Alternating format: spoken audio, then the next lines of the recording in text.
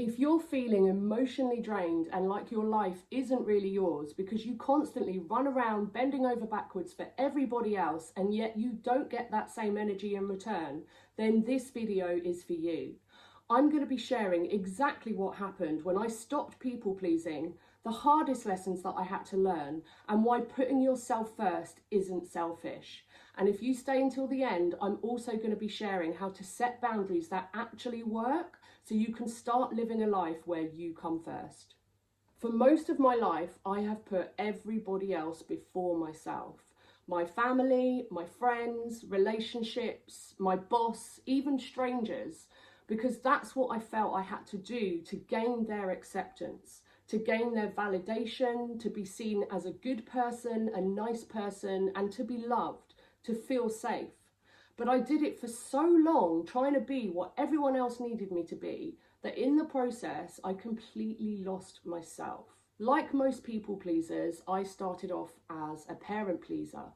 From a very early age, I stepped in to support my family emotionally because I could sense that my parents were not happy people, they were stressed. The atmosphere in our house was quite tense most of the time. So I thought if I could just do anything to ease that tension and make my parents happy, then everything will be better and I'll feel safe. So I would try and be the good girl, bring home, glowing school reports, help out around the house, do whatever I could to just make things run more smoothly at home. Now, this pattern played out in all areas of my life as I grew up. At school, at university, in relationships, and at work. Because basically, I had learned that I need to mold myself in order to be what other people needed me to be. This pattern goes back to that basic human need of attachment versus authenticity. Attachment will always win over authenticity.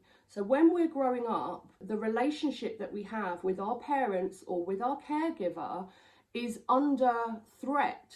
When we, like when you're naughty and you're screaming and you might get told to sit in the corner because you're not being quiet, you're not being a good child. So we can't express our authentic reaction because if we do, then that puts the relationship with our parent in jeopardy. So every single time when it comes to us being our authentic self versus the attachment relationship that we have with our caregiver, the attachment relationship will always win. And as a result, we lose that connection to self, which is why so many people feel lost because they've totally given up their wants and their desires in favor of everybody else's. I actually ended up in over a decade long cocaine addiction because I couldn't keep up with all the things that I had set for myself. Keeping my boss happy at work, I would say yes to things that I really didn't want to do. Keeping my parents happy, they actually learned to become really dependent on me, which to be honest was my fault because I had a choice to leave home after university and I stayed there for so many years going round in circles, sorting out all the problems, the crises, the issues that would come up on a daily and weekly basis. I would be the one to solve them. I would be the problem solver and keep everything running smoothly because if they went into crisis, then I felt insecure. And again, it was that pattern playing out from my childhood. But it got to the point where my mental health declined, my physical health declined. I had lost so much weight. I had depression, anxiety, PTSD, and OCD. And on top of that, I was just stressed out with this 24/7 to-do list that I'd set for myself to keep the house running, to keep my job running smoothly, to keep everyone happy, to keep everyone emotionally supported. I was doing all the utilities, the bills, I was running the house, I was doing it all. And to be able to do all of that, I was doing cocaine daily, but then in the evening, I would smoke weed to kind of zone out from it all and isolate myself and recharge because I felt completely drained I was basically running on empty. I went round in circles like this for so long and it got to the point where I had hit rock bottom and basically I broke down. Years of suppressed emotion, which I had covered up because I didn't want my family to see how things were affecting me. I didn't want them to know that I wasn't coping. If I couldn't cope, then who would they rely on? And I'd held the fort for so long, I'd completely neglected myself. Most of us are raised to believe that being selfless is a good thing, but no one really talks about the true cost. Now, I know so many of you are stuck in this cycle of people pleasing, like I was for the best part of 35 years. But when you start to learn to prioritize yourself, you have so much more to give other people. And this is what happened for me when I started to reconnect with who I was, what I wanted, my likes, my desires. I was able to show up authentically and come from a better place for those people that actually matter to me the most. Okay, so what changed? Firstly, I had a huge energy shift. Now, when you give for so long, it completely depletes you. And I got to the point where when I would see a friend and they would start talking perhaps about, family issues, or they'd had an argument with someone, or they weren't happy, or they were stressed, or there was a health issue, whatever it was, I got to the point that I couldn't actually take on any more. I had nothing left. And it wasn't even a conscious choice. My body and my brain would shut off. It was almost like a protection mechanism that kicked in. I couldn't offer them any guidance. I wasn't able to hold space because I physically and mentally couldn't take on board anymore. But when I started setting boundaries and creating space around myself, I pretended that I had this bubble around me and nothing was going to get into that bubble. I noticed this shift. My energy levels raised. I felt positive. I had motivation to do stuff again because for so long I stayed in, I was depressed. I didn't want to do the things even that I used to enjoy. I had no energy or enthusiasm left. But when I started creating space and really choosing things that aligned with who I was and what I wanted for my future, and also I was practicing self-compassion, self-care, rebuilding my self-worth. When I did all of this work over the period of time, my energy levels raised and people actually noticed it. It was a noticeable shift. I also gained clarity just in who I was, my sense of self. I was reconnecting to what I truly wanted to do. And it was a slow process at first because I'd spent so long doing what everyone else wanted. I wasn't even sure what I wanted to wear. I didn't know what music I liked. My default was to just go, yep, and fit in with everybody else, to keep the peace, like I said, to be accepted. And I did that for so long that I didn't even know what I liked anymore. So when I started making decisions based on what I liked, I found that I reconnected to that person that I'd lost. That Kathy that had been missing for so long. I felt that spark come back, and that was the best feeling ever. And over time, I started building confidence in the decisions that I was making because for the first time, I was getting positive feedback from my nervous system. I was stuck in fight or flight for so long that I wouldn't have even recognized when something good happened, even if it did, because my body couldn't adjust to it.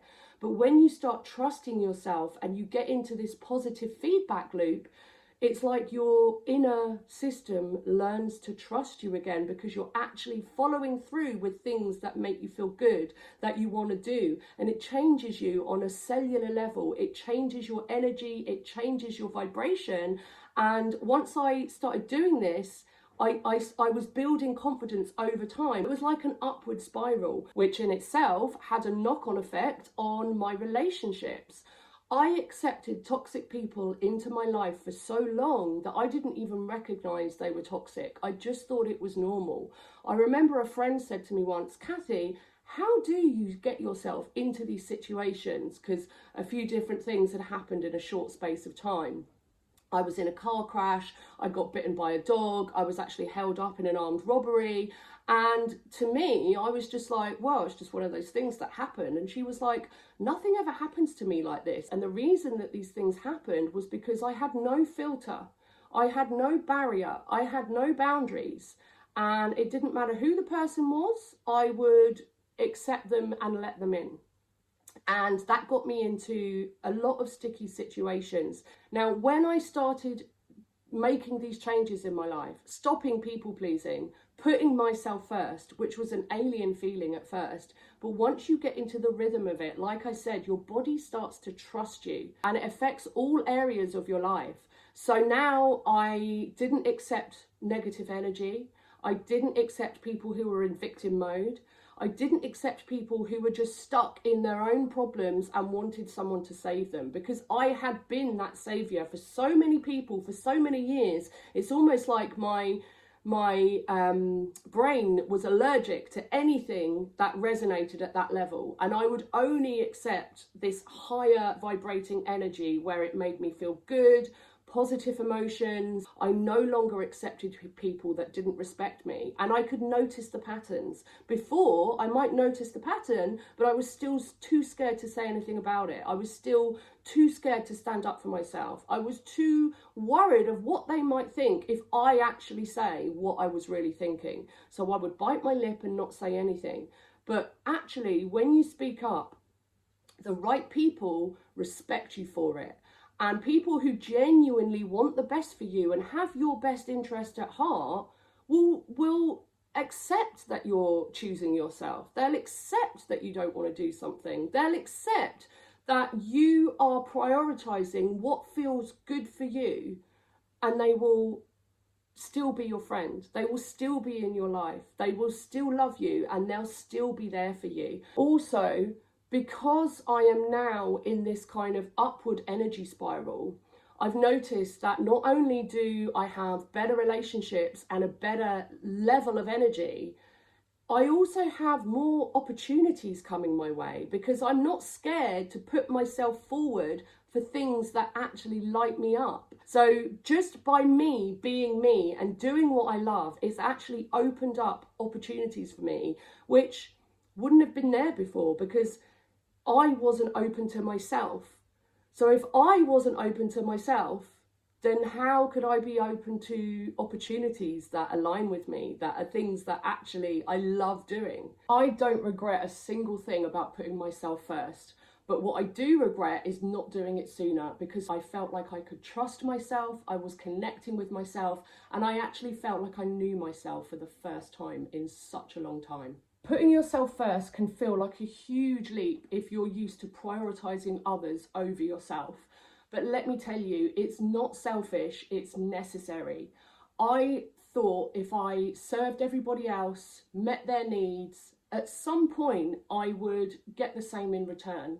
But that never happened. And I went round and round and round in circles. I was burnt out, emotionally exhausted, resentful of the people around me, and I completely lost connection to who I was as a person. I lost myself. It wasn't until I started taking small steps to prioritize myself that everything changed. And here's how you can too. First of all, it takes a shift in mindset. If you are constantly putting everybody else first, then how can you really show up for them if you've got nothing to give? Would they be happy with you to show up to the point that it puts you at breaking point? Now, you might be thinking, how can I prioritize myself if all these people rely on me? So it starts with small steps of self-compassion, creating space so that you can make those decisions that truly align with you. And over time, you start to trust yourself, you start to build confidence, and you start to get into that upward spiral where all the different areas of your life are affected. But it starts with a shift in mindset first, which is the foundational level for change. The second thing is learning to set boundaries without over-explaining. This was a pattern that I played out, where I would set a boundary, but then I would justify and explain to the point I would become exhausted just from explaining to them why I couldn't do something. Remember, you are not responsible for someone else's reaction, their emotion. You're not responsible for how they respond to you choosing to do something that's right for you. So when you say no, you don't have to explain afterwards. You just say, no, that doesn't fit with me right now. No, I'm not going to be able to make it. I'll see you another time. You don't have to go into all the reasons why. You don't owe them justification and you don't need their permission. And if no feels physically uncomfortable in your body because you're so used to saying yes, then start by saying, let me get back to you. And that way you create some space so that you can have a think about whether it's something you really want to do or whether you're doing it because that's the pattern you're used to and you just want to keep the other person happy. Remember, start small. Don't put loads of expectations on yourself. This is a new pattern and your brain needs to learn to trust you again. So start small, build up slowly, and over time you will build confidence. Next is learning to listen to your own desires again. It's probably been so long since you've actually done what you want to do that you might have lost touch with what you enjoy, what you like, your likes and your dislikes. We need to get back in touch with what we love, what lights us up, what we used to enjoy when we were younger as children. What is that for you? Meditation, reading, walking, being creative, painting, it could be anything, cooking, cycling, whatever it is for you. Get back in touch with what you really love and build up that connection to yourself again. Here's your challenge. For one whole day, just do what you want to do.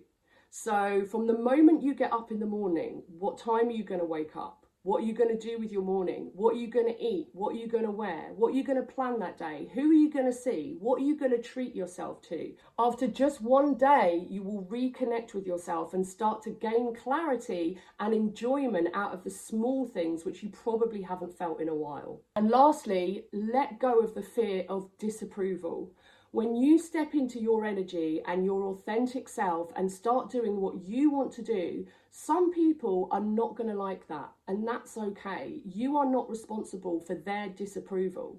But think about this, if someone genuinely has your best interests at heart, then they're going to be happy that you are choosing yourself and doing what's best for you. And if someone doesn't react in this way, then they're probably not the best person to still accept into your life. So let go of if people are disapproving, if you trigger them, if you get an emotional reaction from them, which isn't great and doesn't make you feel good, that's okay. It doesn't make you wrong. I challenge you to let go of one small thing that you've been doing to please others for some time now and notice how it feels in your body when you don't do it anymore. Putting yourself first is going to feel uncomfortable. Of course it is. You're not used to doing it.